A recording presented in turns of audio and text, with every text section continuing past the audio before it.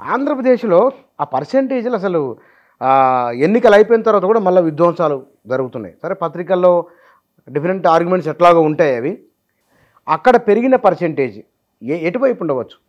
అంటే ఎప్పుడు కూడా పర్సెంటేజ్లు పెరిగిన దాన్ని బట్టి ఫలితం ఉంటుందని అనుకుంటే ప్రతిసారి అది కరెక్ట్గా. ఓకే. ఎందుకంటే కొన్నిసార్లు పర్సెంటేజ్ మరి ఇందాక చెప్పినాను, మీరు తెలంగాణ ఉద్యమంలో కూడా పర్సెంటేజ్ చాలా పెరిగింది, చాలా పెద్ద పర్సెంటేజ్లో ఇదని. అట్లంటే వీళ్ళకి వ్యతిరేకం వాళ్ళకి అనుకూలమని కాదు. కానీ మీరు ఆంధ్రప్రదేశ్లో మధ్యాహ్నం వరకు కనుక ఓటింగ్ సరళిని చూస్తే అసలు ఏమాత్రము ఆశాజనకమైనటువంటి వాతావరణం కనబడలేదు. 30%, 40% మధ్యాహ్నం 1 గంట వరకు కూడా అటువంటి వాతావరణం కనబడలేదు. ఈ పర్సెంటేజ్ అనేది ఎప్పుడు పెరిగిందనంటే సాయంత్రం పెరిగింది. ఆంధ్ర రాజకీయాలలో తెలంగాణలోనేమో ప్రజలకు అభిప్రాయాలు ఉంటాయి.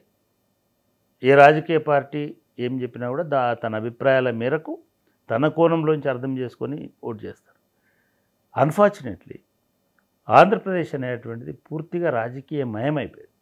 కుల రాజకీయ, ప్రజలకు రాజకీయాలు ఉన్నాయి. ఫస్ట్ అర్థం చేసుకోవాలంటే ఆంధ్రలో ప్రజలకు, తెలంగాణలో లేదా కొన్ని చోట్ల భారతదేశంలో ప్రజలు సిటిజన్స్గా ఉన్నారు, నంబర్ 1. నంబర్ 2, రాజకీయ అభిప్రాయాలు ఉన్నటువంటి వ్యక్తులుగా ఉన్నారు. కానీ ఆంధ్రప్రదేశ్లో మనుషులు రాజకీయాలలోనే ఉన్నారు. రాజకీయాలు వాళ్ళు పూర్తిగా వంట పట్టించుకునేటువంటి వాతావరణం అక్కడ వచ్చింది. దానికి ప్రధానమైనటువంటి కారణం మీరు చెప్పినటువంటి కుల ఆధిపత్యం. కులమేగా, కులాధిపత్యం. కులం అంటే దానిలో చాకలి ఉండొచ్చు, మంగలి ఉండొచ్చు, మాల ఉండొచ్చు, మాదిగ ఉండొచ్చు. మాదిగనే రాజకీయ ఆధిపత్యంలో ఉన్నాడని కాదు, ఆయన కులాధిపత్యంలో ఈయన కూడా ఉన్నాడు. ఈ 2 రెడ్డి అండ్ కమ్మ అనే 2 కులాల ఆధిపత్యంలో ఆంధ్రప్రదేశ్ ప్రజలు ఉన్నారు. వాళ్ళు పూర్తిగా రాజకీయమయమైపోయి ఉన్నారు అనేటువంటిది ఒక స్పష్టంగా కనబడుతుంది. వాళ్ళ కొత్తగా కాదు. అక్కడ 80%, 79% ఓటింగ్ జరగడం అనేది పోయిన ఎన్నికలలో కూడా 78%, 79% ఓటింగ్ జరిగింది.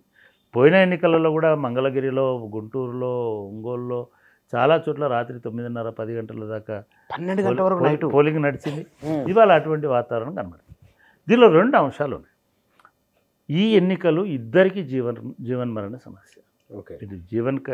ఇప్పుడు జగన్కైనా అటు చంద్రబాబు నాయుడుకైనా ఈ ఎన్నికలు లేకపోతే వాళ్ళకు భవిష్యత్తు ఉండదు.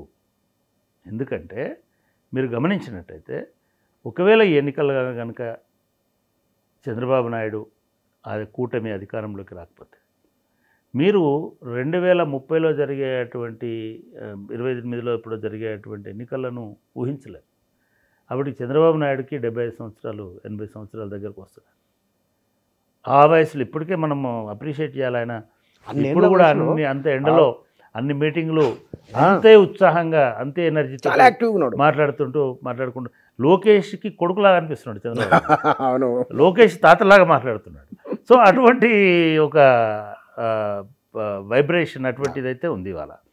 అది రేపటికి ఉండదు. కాబట్టి అది మొదటిది. రెండవది, ఆయన నాయకత్వాన్ని ఆయన ఆబ్సెన్స్లో కూడా అందిపుచ్చుకునేటువంటి వారసత్వం లేదు చంద్రబాబు నాయుడుకి. చంద్రబాబు నాయుడు కాదు, తెలుగుదేశంకి లేదు. ఆ పార్టీలో నెక్స్ట్ జనరేషన్ ఎవరు మేము లీడ్ చేస్తాము. మీరు తెలంగాణలో చూస్తే కేటీఆర్ లాంటి వాళ్ళు ఉన్నారు, హరీష్ రావు గారు లాంటి వాళ్ళు ఉన్నారు, లేకపోతే ఇంకెవరైనా ఉన్నారు, అట్లే మాట్లాడగలిగేటువంటి వాళ్ళు ఉన్నారు, జగదీశ్వర్ రెడ్డి లాంటి వాళ్ళు ఉన్నారు. ఎవరినైనా వెళ్తారు 100 మంది 10 మంది ముందుకొచ్చి నడిపిస్తారు. కానీ తెలుగుదేశంలో అటువంటి వాతావరణం ఉంది. అయితే బాబే రావాలి, ఆయననే నిలబెట్టాలి. కాబట్టి ఆ రకంగా చూస్తే తెలుగుదేశం పార్టీకి ఈ ఎన్నిక చాలా కీలకం, ఈ గెలుపు చాలా కీలకం. ఇకపోతే జగన్కి కూడా ఇది ఎందుకు అత్యంత కీలకం అంటే, చాలా సందర్భాల్లో ఒక యంగ్ ఏజ్లో ముఖ్యమంత్రి అయిన తర్వాత అది కంటిన్యూ అన్న కావాలి, లేకపోతే అప్గ్రేడ్ అన్న కావాలి, ఒకటి.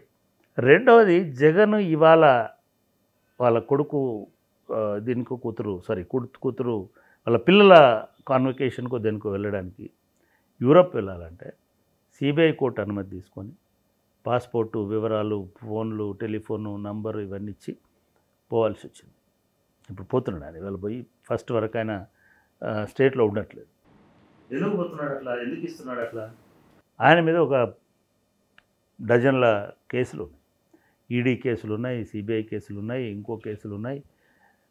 ఈ 5 సంవత్సరాలు అధికారంలో ఉన్నాడు కాబట్టి, ఆయన అనుకూలంగా కూడా ఉన్నాడు బీజేపీకి. కాబట్టి మోడీకి అనుకూలంగా ఉన్నాడు కాబట్టి, అమిత్ షాకి అనుకూలంగా ఉన్నాడు కాబట్టి, కొన్ని సందర్భాలలో ఈవెన్ బీజేపీ సీఎంల కంటే ఎక్కువ చొరవ చనువుతోటి అపాయింట్మెంట్ తీసుకోగలిగేటువంటి సంబంధాలు ఉన్నాయి కాబట్టి జగన్ వాళ్ళు ఒక రకంగా ప్రొటెక్ట్ చేసుకుంటూ వచ్చినారు.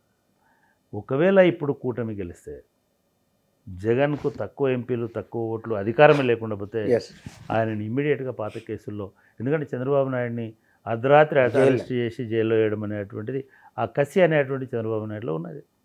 సో చంద్రబాబు నాయుడే కనుక పైచేయి ఆయననే అధికారంలోకి వస్తే జగన్ ఆర్థిక మూలాలను సంపూర్ణంగా ధ్వంసం చేయడం అనేటువంటిది అనివార్యం కాబోతుంది. మొదటిది జగన్కి పైనుంచి వేలాడుతున్నటువంటి ఆ కత్తి, పైనుంచి వేలాడుతున్నటువంటి కేసులకు సంబంధించిన ఈడీ అయ్యుండొచ్చు, మిగతా అయ్యుండొచ్చు, సిబిఐ అయ్యుండొచ్చు, ఇవన్నీ మళ్ళీ బయటకు వచ్చేటువంటి ప్రమాదం ఉంటుంది రెండు. కాబట్టి ఇది జగన్కి చాలా మోస్ట్ ఇంపార్టెంట్. ఎప్పుడైనా సరే రెండు వర్గాలు ఇది మాకు ప్రాణం కంటే ఎక్కువ అనుకున్నప్పుడు చంపడానికైనా సావడానికైనా సిద్ధపడి ఇప్పుడు బాంబులు వేసుకోవచ్చు, లేకపోతే ఇంకోటి చేసుకోవచ్చు. ఆ ఫ్రస్ట్రేషన్ అనేటువంటిది వాళ్ళ లోపల ఉన్నటువంటి ఒక ఉద్విగ్నత అనేటువంటిది చాలా పెద్ద ఎత్తున ఇవాళ మీకు ఆంధ్రప్రదేశ్లో కనబడుతుంది. అది ముఖ్యంగా చాలా ఏ ఆధిపత్య కులాలు పెద్దగా లేని శ్రీకాకుళంలో గొడవలు అవుతలేవు, విజయనగరంలో అవుతలేవు. ఎందుకంటే అక్కడ రెడ్లు ఆధిపత్యం కాదు, కమ్మల ఆధిపత్యం కాదు. మంచి పరిస్థితి. అవును, ఓకే. ఉత్తరాంధ్రలో ఎక్కడ మీకు అటువంటి గొడవలు అవుతలేవు. ఈవెన్ రాయలసీమలో కూడా అవుతలేవు. ఎందుకంటే అక్కడ ఏకపక్షమే. ఇంకో పక్షం ఎప్పుడైనా ఘర్షణ ఎప్పుడవుతుంది? రెండు పక్షాలు ఉన్న కాడ అవుతుంది. రెండు పార్శ్వాలు ఉన్న కాడనే రెండు చేతులు కొడితేనే చప్పట్లు అవుతుంది. మీరు కమ్మ రెడ్డి ఆధిపత్యం ఉన్న చోట, అది ఒంగోలు అయ్యుండొచ్చు, అది బాపట్ల అయ్యుండొచ్చు, అది నెల్లూరు కొంత అప్పర్ నెల్లూరు అయ్యుండొచ్చు, కొంత గుంటూరు అయ్యుండొచ్చు, కొంత కృష్ణ అయ్యుండొచ్చు. నిన్న మా తిరుపతిలో జరిగింది ఒకటి. తిరుపతిలో జరిగింది అనేది చాలా స్ట్రాటజిక్గానే కావాలనే ఆ ఎమ్మెల్యేని ఇచ్చేయాలనే జరిగినటువంటి సంఘటన. తిరుపతిలో మీరు అనుకుంటున్నారు తిరుపతి రాయలసీమ అనడానికి లేదు. తిరుపతిలో కమ్మారెడ్డి పోటాపోటీగా ఉండేటువంటి కాన్స్టిట్యున్సీస్ కనీసం 5-6 ఉన్నాయి. ఇప్పుడు నగరిలో కమ్మలు ఆధిపత్యంలోనే ఉన్నారు చాలా రోజులు.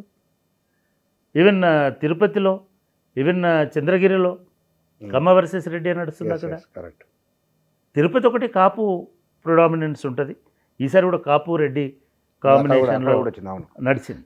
కాబట్టి తిరుపతిని మీరు పూర్తిగా కడపలాగా చూడడానికి, అనంతపురంలాగా చూడడానికి వీళ్ళు. కాబట్టి ఇవి జరుగుతున్న వాటిల్లో కూడా మీకు ఎక్కువ పల్నాడులో జరుగుతున్నాయి. పల్నాడులో ఎందుకు జరుగుతున్నాయంటే రెడ్డి ఆధిపత్యం అక్కడ పల్నాడులో ఉంది. అదేవిధంగా కమ్మ ఆధిపత్యం కూడా ఉంది. సో ఈ ఇద్దరి మధ్యలో ఈ ఘర్షణ అనేటువంటిది మీకు అక్కడ జరుగుతుంది. సో ఈ ఘర్షణకు ప్రధానమైనటువంటి కారణం ఏంటంటే ఈ ఇద్దరు నాయకులకు, రెండు పార్టీలకు ఇది చాలా ప్రాణప్రదమైనటువంటి ఎన్నిక. నెక్స్ట్ ఎన్నికలకి చంద్రబాబు నాయుడు అధికారంలో ఉండకపోవచ్చు, ఒకళ్ళు ఓడిపోతే, లేదా చంద్రబాబు నాయుడు అంతే పవర్ఫుల్గా ఉండకపోవచ్చు, జగన్ ఓడిపోతే జగన్ జైలుకు వెళ్ళాల్సిన పరిస్థితి రావచ్చు, లేకపోతే ఆయన అంతే యాక్టివ్ ఉండకపోవచ్చు ఆయన గెలవకపోతే. సో ఇదంతా మేనేజ్ చేసుకోవడానికి ఇది అవసరము.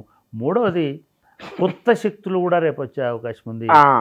ఎవరా బహుశా కొత్త శక్తి? షర్మిల ఎదగొచ్చు.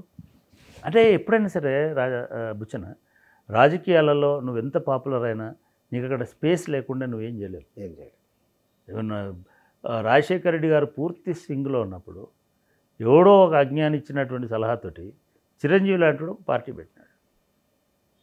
ఎప్పుడైనా ఒక బలమైనటువంటి ఇది జరుగుతున్నది, ఒకవైపు తెలంగాణ మూమెంట్ జరుగుతున్నది, ఒకవైపు చంద్రబాబు నాయుడు అధికారంలో ఉన్నాడు, రాజశేఖర రెడ్డి చాలా పవర్ఫుల్గా వస్తున్నాడు, పాదయాత్రలు చేస్తున్నాడు. ఎవరైనా ఎక్కువ చెప్పింది ఇప్పుడు పార్టీ పెట్టమని? So wrong. అంటే నీకేమంటారు, ఆ స్పేస్ లేనప్పుడు, అటువంటి ఒక వాతావరణం లేనప్పుడు, అవసరం లేనప్పుడు పార్టీలు నిలబడవు. ఇవాళ షర్మిల అక్కడికి పోయినప్పటికీ ఆమె కనుక నెక్స్ట్ 5 years అక్కడే ఉండి, ఒకవేళ జగన్ అధికారంలోకి వస్తేనేమో చంద్రబాబు నాయుడిని డెఫినెట్గా ఆయన పార్టీని మిగలనివాడు. You take it for granted. ఒకవేళ జగన్ వస్తే, చంద్రబాబు నాయుడు అధికారంలోకి వస్తే జగన్ను మిగలనీయడు. జగన్కి సంబంధించినటువంటి డ్యామేజ్ ఎక్కువ చేస్తాడు. ఇంకా సెంట్రల్లో బీజేపీ వస్తే అది ఇంకా ఎక్కువ ఉంటుంది. ఈ భయం వాళ్ళకు ఉంది. ఎప్పుడైతే భయం ఉంటుందో అప్పుడు హింస ఉంటుంది. ఈ హింస పక్కన పెడితే షర్మిల కనుక రేపు నెక్స్ట్ 5 years ఏ పార్టీ అధికారంలోకి వచ్చినా ఆమె మాత్రమే ప్రధాన ప్రతిపక్షంగా నిలబడగలదు. ఎందుకంటే ఇందాక చెప్పినట్టుగా చంద్రబాబు నాయుడు ముఖ్యమంత్రి అయి జగను కోర్టులు వీటి చుట్టూ తిరిగితే ఆమెకు ఆంధ్రప్రదేశ్ ప్రజలకు ఒక ప్రతిపక్ష నాయకురాలుగా షర్మిల ఎమర్జ్ చేయడానికి అవకాశం లేదు. జగన్ అధికారంలోకి వచ్చినాడు, చంద్రబాబునే నమిలేసినాడు ఆయన. అటువంటిప్పుడు పవన్ కళ్యాణ్ జనసేన అనేటువంటిది డెఫినెట్ ఆయన కనుక నిలబడి కొట్లాడాలని అనుకుంటే, ఎస్ ఓకే అనుకుంటే, ఆయన ఇది రాజకీయాలు ప్యాకప్ చేసి ఆయన షూటింగ్ పోతే ఎవడేం చేయలేడు. ఎందుకంటే Pawan Kalyan most unreliable person in politics. ఆయన నమ్మలేం. ఎప్పుడు రేపు నాకు వేరే షూటింగ్ ఉందని మధ్యలోంచి కూడా వెళ్ళిపోయగలిగేటువంటి శక్తి ఉన్నటువంటి వాడు, అటువంటి ఆలోచన ఉన్నటువంటి వాడు. ఒకవేళ కనుక జగన్ కనుక వస్తే బాధ్యత ప్రతిపక్షంలో పవన్ కళ్యాణ్ మీద ఎక్కువ ఉంటుంది. ఎందుకంటే చంద్రబాబు నాయుడు గారు వయసు రీత్యా అయ్యుండొచ్చు, లేకపోతే మిగతా రీత్యా అయ్యుండొచ్చు, ఆయన కొంత ఇబ్బంది అవుతుంది. కాబట్టి అటైతే పవన్ ఎమర్జ్ అవుతాడు. ఏ రకంగా అయినా సరే షర్మిలకు కాంగ్రెస్ పార్టీకి ఒక స్పేస్ దొరుకుతుంది.